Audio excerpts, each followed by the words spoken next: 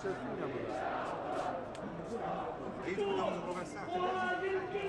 عمل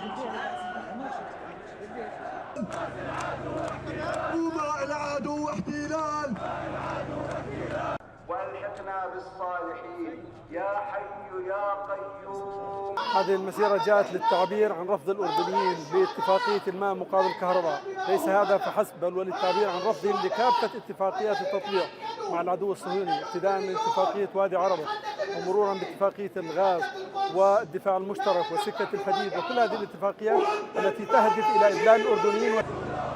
ما بدنا غاز ولا مية،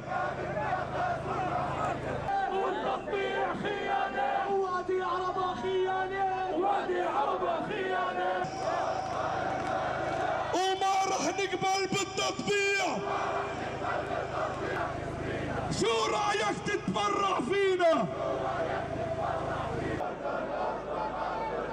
أقصى أرض المجد والاستسلام، والاستسلام، وعلا يا بلادي، علا